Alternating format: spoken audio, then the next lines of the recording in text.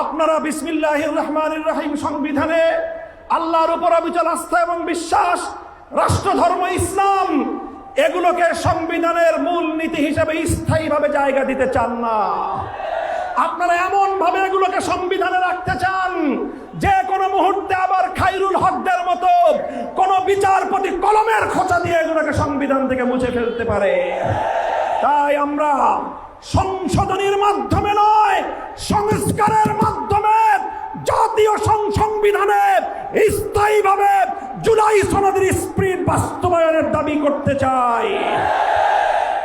এই গণভোটের রায়ের সঙ্গে যদি বিশ্বাসঘাতকতা করা হয়, জনগণের অধিকারকে যদি রাষ্ট্রীয় ক্ষমতার জাতাকলে পিষ্ট করার চেষ্টা করা হয়, আবার জুলাই হবে, আবার যুদ্ধ হবে, আবার লড়াই হবে, আবার সংগ্রাম হবে ইনশাআল্লাহ।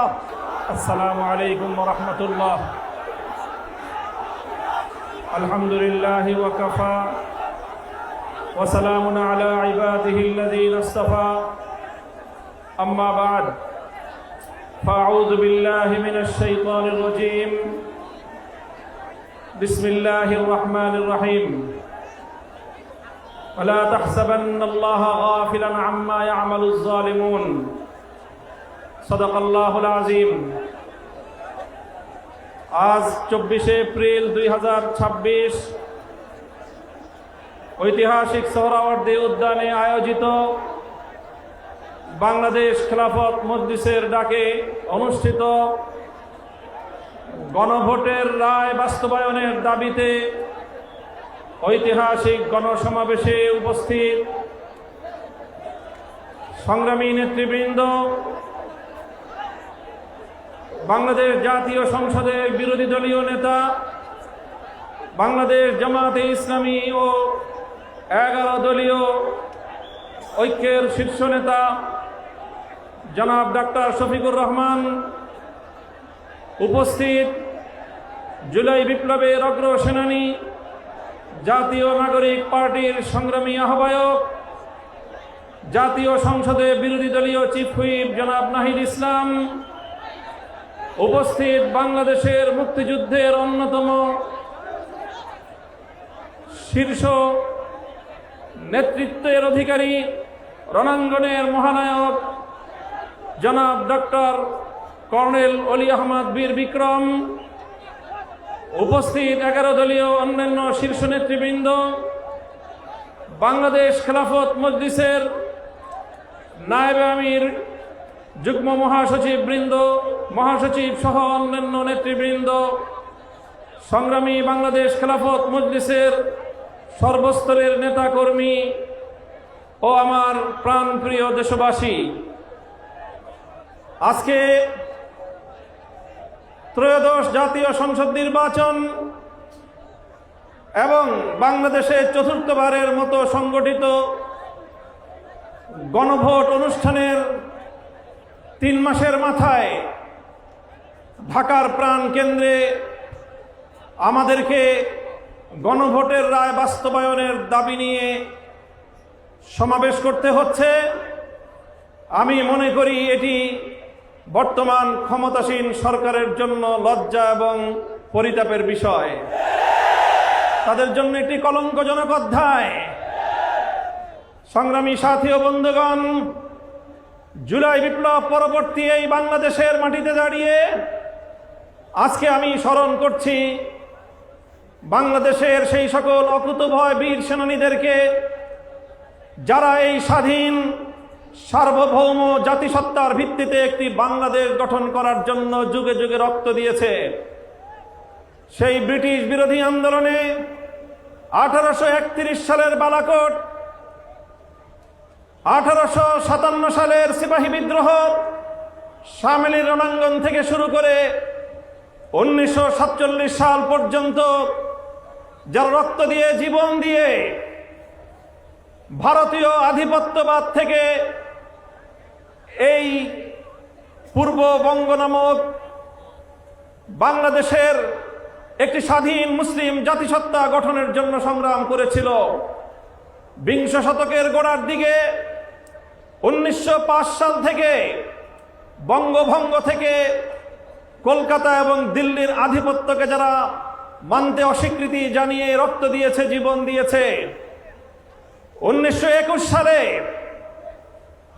এই বাংলাদেশের মানুষের শিক্ষা দীক্ষা সহ সার্বিক উন্নয়নের লক্ষ্যে যেই ঢাকা বিশ্ববিদ্যালয় প্রতিষ্ঠার পিছনে যারা অবদান রেখেছে, এরপরে 1947-এ একটি নতুন রাষ্ট্র পাওয়ার পর 24 বছর পর্যন্ত যারা জুলুম এবং বৈষম্যের বিরুদ্ধে লড়াই করেছে, সর্বশেষ 1971 সালে মহান মুক্তিযুদ্ধের মধ্য দিয়ে বাংলাদেশকে একটি বৈষম্যহীন স্বাধীন রাষ্ট্রের গড়পত্তন করার জন্য তারা একটি পরিবেশ তৈরি করে দিয়েছে।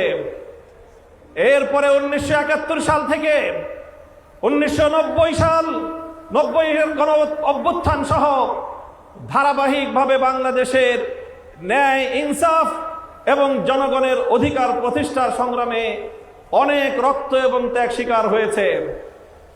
বিগত ফ্যাসিবাদী স্বৈরাচারী শেখ হাসিনার আমলে 2009 সালের পিলখানা ট্রাজেডি, 2013 সালের শাপলা চত্বরের নবী প্রেমিকদের অকাতরে রক্তদান, 2013 সালে আল্লামা দেলোয়ার হোসেন সাঈদী রহমতুল্লাহ আলাইহির বিরুদ্ধে একটি কল্পিত রায়ের মাধ্যমে কোরআন প্রেমিক তাওহীদি জনতার উপর যে আক্রমণ করা হয়েছে, পাখির মতো গুলি করে প্রায় শতাধিক কোরআন প্রেমী তাওহীদি জনতাকে হত্যা করা হয়েছে। সেই সকল বীর শহীদান 2021 সালে মোদী বিরোধী আন্দোলনে হেফাজতে ইসলামের নেতাকর্মীদেরকে হত্যা করা হয়েছে। 2024 সালের জুলাই বিপ্লবে 1,500 বাংলার দামাল সন্তানদেরকে গুলি করে পরিকল্পিতভাবে হত্যা করা হয়েছে। রক্তের সাগর পাড়ি দিয়ে 36শে জুলাই 5ই আগস্ট 24 সালে বাংলাদেশ নতুনভাবে মুক্তি এবং স্বাধীনতা লাভ করেছে। জুলাই বিপ্লবীরা ঘোষণা করেছিল আগামীর বাংলাদেশ গঠিত হবে 1947 সাল, 71 সাল এবং 2024-এর ঐতিহাসিক বিজয়ের উপর ভিত্তি করে। তাই আজ যারা মনে করেন কেন আজকে বাংলাদেশের আলেম সমাজ, কেন আজকে বাংলাদেশের ইসলামপন্থীরা, কেন আজকে বাংলাদেশ খেলাফত মজলিস জুলাই বিপ্লবের পক্ষে এভাবে মাথায় কাপড়ের কাপড় বেঁধে রাজপথে নামতে চায়, যাদের মনে দ্বিধা সংশয় রয়েছে, আমি তাদেরকে বলতে চাই, আমরা জুলাই বিপ্লবের আকাঙ্ক্ষা জন্যই বাস্তবায়ন করতে চাই। কারণ জুলাই বিপ্লব 1905 সালের বঙ্গভঙ্গকে ধারণ করে, জুলাই বিপ্লব 1921 সালের ঢাকা বিশ্ববিদ্যালয় প্রতিষ্ঠার ঐতিহাসিক প্রেক্ষাপটকে ধারণ করে, জুলাই বিপ্লব 1947 সালে বাংলাদেশের স্বাধীন জাতিসত্তা গঠনের অভিপ্রায়কে ধারণ করে, জুলাই বিপ্লব 71-এর মুক্তিযুদ্ধকে ধারণ করে, জুলাই বিপ্লব 2013 সালের শাপলার চেতনাকে ধারণ করে, জুলাই বিপ্লব 2024 সালের ছাত্র জনতার বৈষম্য বিরোধী আন্দোলনকে ধারণ করে। সংগ্রামী সাথী ও বন্ধুগণ, তাই যারা ইসলামকে ভালোবাসেন, যারা বাংলাদেশকে ভালোবাসেন, যারা বাংলাদেশের শতবর্ষের ঐতিহ্যের স্বাধীনতার সংগ্রামকে যারা ধারণ করেন, জুলাই বিপ্লবের বিপক্ষে তারা থাকতে পারে না। তাই আজ আমি ক্ষমতাসীন বিএনপিকে বলতে চাই, আপনারা ঐতিহ্যের 50 বছরের রাজনীতিকে বিশ্বাসঘাতকতা করবেন না। শহীদ জিয়াউর রহমান, বেগম খালেদা জিয়ার আদর্শের সঙ্গে গাদ্দারি করে বিএনপি টিকতে পারবে না। বাংলাদেশি জাতীয়তাবাদ এবং বাংলাদেশের স্বাধীন জাতিসত্তার যে আকাঙ্ক্ষা, সে আকাঙ্ক্ষাকে যদি বৃদ্ধাঙ্গুলি দেখান, আপনাদের অস্তিত্ব বিলীন হয়ে যাবে।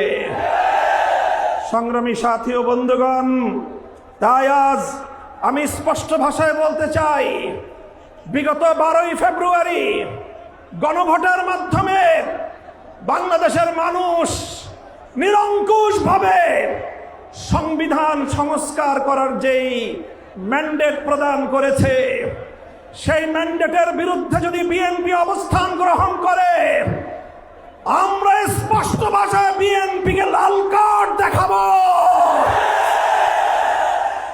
আমি বিএনপি নেতৃবৃন্দকে বলতে চাই, আমাদের একজন সহকর্মী আপনাদের নেতার বিরুদ্ধে একটা কঠোর শব্দ প্রয়োগ করেছিল, আপনারা মব করেছেন।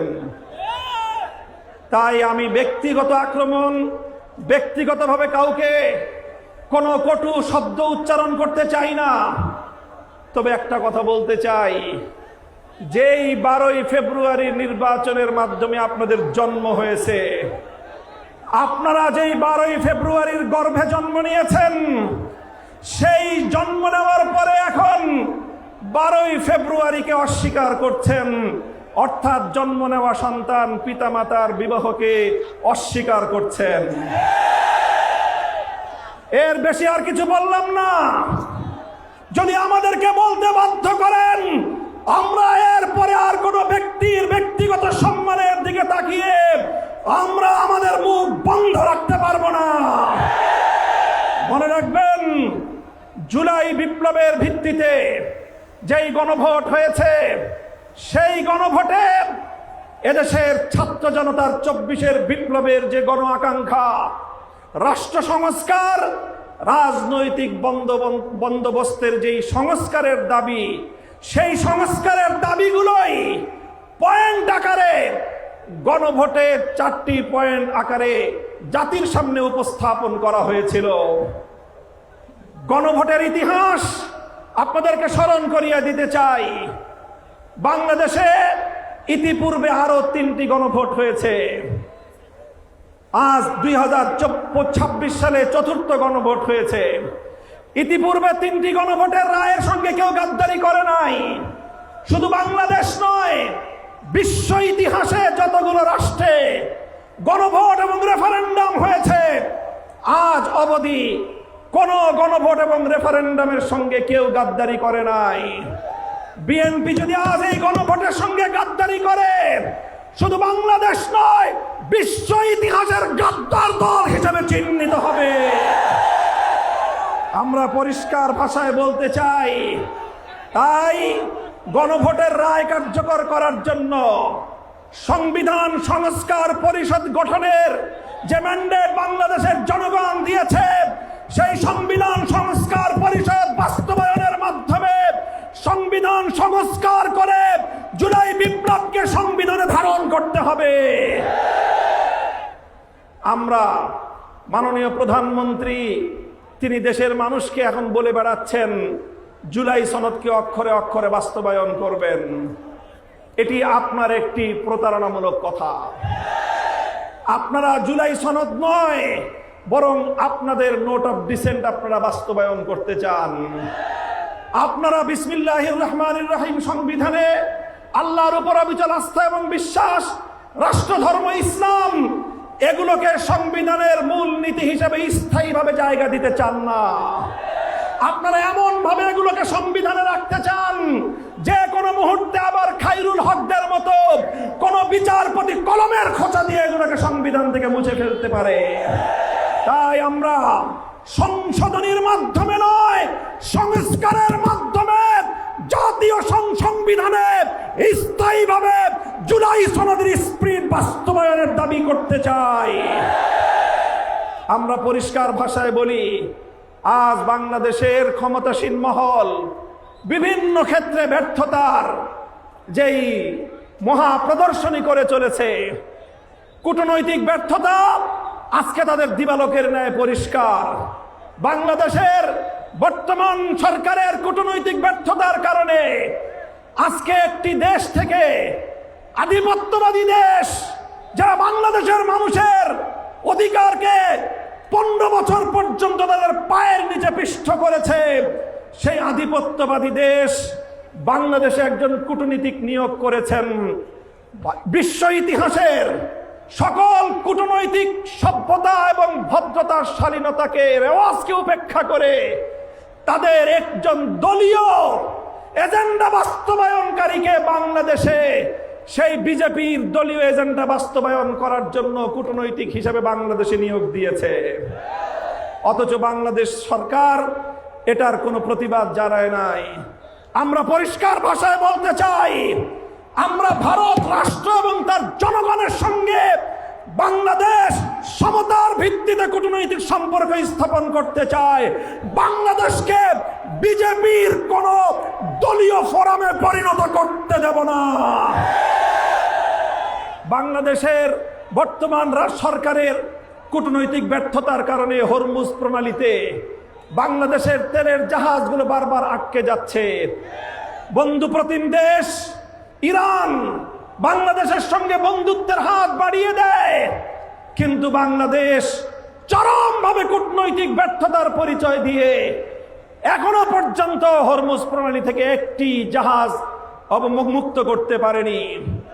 যদি আপনারা না পারেন, ব্যর্থতার দায় স্বীকার করে আমাদেরকে দায়িত্ব প্রদান করেন। আমরা হরমুজ প্রণালী থেকে বাংলাদেশের তেলবাহী জাহাজ মুক্ত করে বাংলাদেশের জ্বালানি সংকট নিরসনে ভূমিকা পালন করতে প্রস্তুত রয়েছে। আপনারা কি করবেন, কি করছেন? বাংলাদেশ ব্যাংকের গভর্নরের পদ দখল করেছেন। বাংলাদেশের গোটা ব্যাংক সেক্টরকে দুর্বৃত্তদের হাতে তুলে দিয়েছেন। এভাবে ব্যাংক সেক্টর থেকে আবার দুর্বৃত্তপনার মাধ্যমে বাংলাদেশটাকে আপনারা ধ্বংস করার পায়তারা করছেন। আপনারা দুর্নীতি দমন কমিশন থেকে বিচার বিভাগ পর্যন্ত রাষ্ট্রীয় প্রতিটি প্রতিষ্ঠানকে দলীয়করণ করার পায়তারা করছেন। আমাদের আখেরি পয়গাম, বাংলাদেশ ইনশাআল্লাহ আর কোনোদিন সেই একদলীয় বাকশাল তন্ত্র অথবা বিএনপি তন্ত্রের যুগে ফিরে যাবে না। বাংলাদেশের শহীদ প্রেসিডেন্ট জিয়াউর রহমান যেইভাবে বহুদলীয় ব্যবস্থা বাস্তবায়ন করেছে, সেই ব্যবস্থার রাজনীতি যদি করতে পারে বিএনপি টিকে থাকবে, অন্যথায় বিএনপি তার অস্তিত্বের সংকটে পড়বে। সংগ্রামী সাথী ও বন্ধুগণ, আমাদের আখেরি পয়গাম, যেভাবে গত দুদিন ধরে বাংলাদেশের বিভিন্ন শিক্ষাঙ্গনগুলোতে, ঢাকা বিশ্ববিদ্যালয় সহ বিভিন্ন শিক্ষাঙ্গনগুলোতে অস্ত্রের ঝনঝনানি শুরু করেছেন, স্থানীয় ছাত্র নেতৃবৃন্দের উপর যেভাবে ছাত্রলীগের হেলমেট লীগের মতো ভূমিকায় অবতীর্ণ হয়েছে, এই ধারা যদি অব্যাহত থাকে এর দায় সম্পূর্ণ সরকারকে গ্রহণ করতে হবে। মব সংস্কৃতি বন্ধ করুন, দ্রব্যমূল্য লাগামে টানল, দ্রব্যমূল্যের লাগাম টানুন। এভাবে রাষ্ট্রের প্রতিটি সেক্টরে বিরোধী দলের পক্ষ থেকে সহযোগিতার যে আহ্বান জানানো হয়েছে, সেই আহ্বানে সারাদিন ইনশাআল্লাহ আমরা সহযোগিতার ভিত্তিতে দেশকে এগিয়ে নিতে প্রস্তুত। কথা বলেন ঠিক কিনা? আমি আজকের এই বিশাল গণসমুদ্রকে লক্ষ্য করে আখেরি কথা জিজ্ঞাসা করতে চাই। এই কালো পতাকাটা নামান। আমি আপনাদেরকে বলতে চাই, আজ গণভোটের রায় বাস্তবায়নের জন্য বাংলাদেশ খেলাফত মজলিস যে ডাক দিয়েছে, এটি আমাদের সর্বশেষ কর্মসূচি নয়। আজ হলো আমাদের গণভোটের রায় বাস্তবায়নের জন্য কর্মসূচির যাত্রা শুরু। এই কর্মসূচি নিয়ে আমরা বাংলাদেশের প্রতিটি প্রান্তে প্রান্তে ছড়িয়ে যাব। তাই আমি কর্মসূচি ঘোষণা করছি, আগামী 3 মাস, মে, জুন, রক্তাক্ত জুলাই, বাংলাদেশের প্রতিটি জেলায় জেলায় গণভোটের রায় বাস্তবায়ন এবং দেশের অন্যান্য চলমান সংকট নিরসনের দাবিতে বাংলাদেশ খেলাফত মজলিস জেলায় জেলায় নাগরিক সমাবেশ করবার ঘোষণা দিচ্ছে। প্রতিটি জেলায় নাগরিক সমাবেশ বাস্তবায়নের পর 2026 সালের 36শে জুলাই, 5ই আগস্ট ঐতিহাসিক এই ঢাকায় বাংলাদেশ খেলাফত মজলিসের ডাকে গণমিছিল অনুষ্ঠিত হবে ইনশাআল্লাহ। কর্মসূচিগুলো আপনারা বাস্তবায়ন করবেন তো ইনশাআল্লাহ? আমরা আমাদের আবার আখেরি পয়গাম দিয়ে যেতে চাই, এই গণভোটের রায়ের সঙ্গে যদি বিশ্বাসঘাতকতা করা হয়, জনগণের অধিকারকে যদি রাষ্ট্রীয় ক্ষমতার জাতাকলে পিষ্ট করার চেষ্টা করা হয়, আবার জুলাই হবে, আবার যুদ্ধ হবে, আবার লড়াই হবে, আবার সংগ্রাম হবে ইনশাআল্লাহ। নাসরুম মিনাল্লাহি ওয়া ফাতহুন করিব।